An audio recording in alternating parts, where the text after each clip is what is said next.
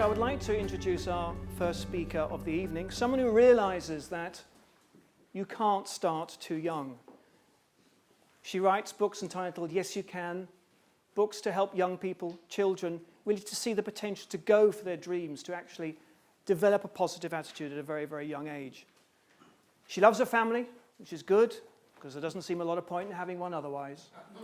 She loves cooking, and she loves cooking for a family. Lucky family, say I. Lucky us that we have her here this evening. Would you please put your hands together and welcome to the front, Claire Carpenter.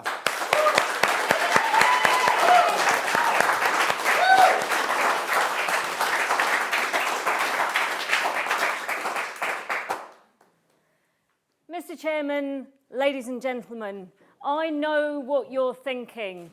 What does she know about being tough? She's tiny. She's got flowers in her hair. I've seen tougher looking 10-year-olds. The year was 2006.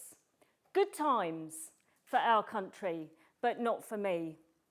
Newly divorced with 2 young children, a single mum, broke and broken-hearted.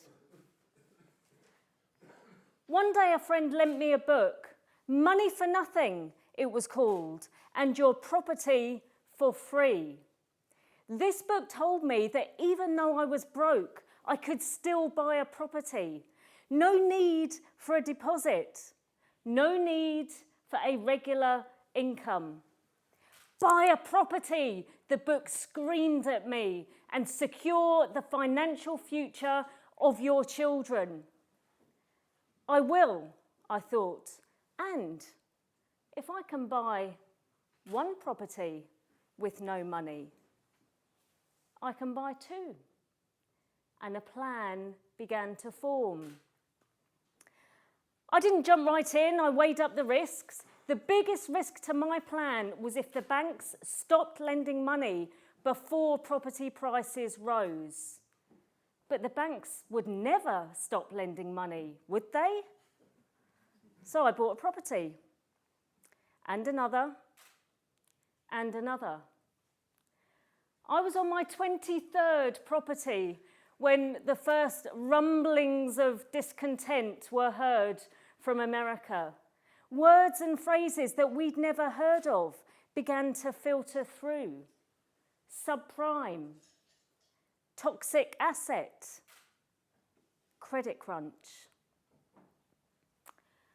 A few months later, Lehman Brothers, the 4th largest bank in America, collapsed spectacularly. Iceland, the country, declared itself on the verge of bankruptcy.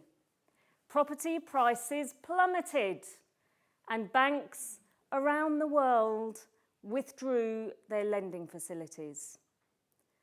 A cold fear curled itself around my heart.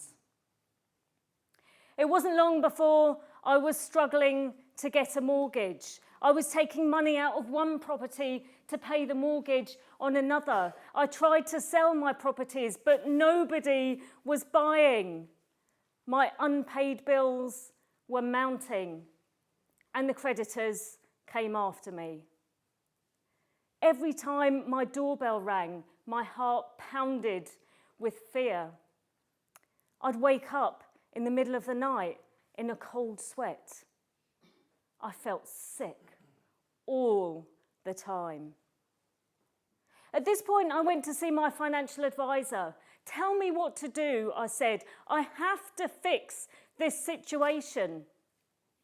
You can't, he said. The banks won't lend. It's unfixable. Now, has anybody ever told you that you can't do something and it strengthens your resolve? It galvanizes you. You think, actually, I can do it and I will do it, if nothing else, just to prove you wrong. Have you felt that? Yeah, that wasn't me. I just cried and cried and cried. I couldn't afford the mortgage on my own home, never mind all the other properties that I bought. So I put the keys to my home in an envelope and I sent them back to the bank. The banks receive so many of these envelopes during tough times. They call it jingle mail. To recap, I'd lost my husband, my home, my income, all of my investments, and inevitably, my self-respect. But I still had much to be thankful for. 2 beautiful children who, despite everything, were happy and bursting with health. We're not out of the woods yet. David Cameron told us only last month there are more tough times to come.